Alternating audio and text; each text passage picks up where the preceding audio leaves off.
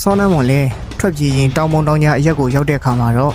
သူ့အကိုနဲ့သူ့အမတွေကိုဖမ်းဆီးထားတာကြောင့်ဒေါရထွက်ပြီးတော့ခြေဖနှောင်းနဲ့မြေကိုပေါက်လိုက်တဲ့အခါမှာ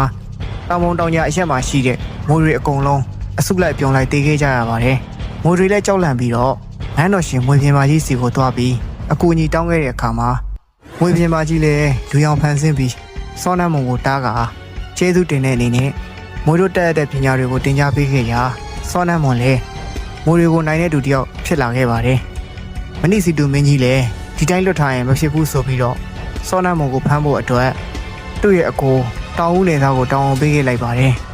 ခုနှစ်ရက်ပြည့်လို့မှစောနမ်းမွန်ရဲ့အလောင်းကိုမယူလာနိုင်ခဲ့ဘူးဆိုရင်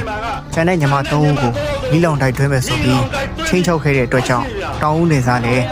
မတက်တာတဲ့အဆုံးရှင်ထူးကိုလိုက်ရှာရင်ပုံတောင်ပုံညာရက်ကိုရောက်ရှိလာခဲ့ကသူ့ရဲ့ညီမဖြစ်သူနဲ့တွေ့ခဲ့ပြီးအကြောင်းစုံကိုပြောပြလိုက်ပါတယ်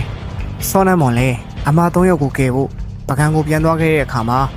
အကူတော်လည်းလိုက်လံတားဆီးခဲ့ပြီး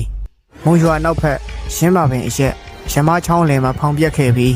အကူတော်အကြီးဆုံးတောင်ဦးနေစားလည်းရင်းနစ်လို့အသက်ဆုံးရှုံးခဲ့ရပါတယ်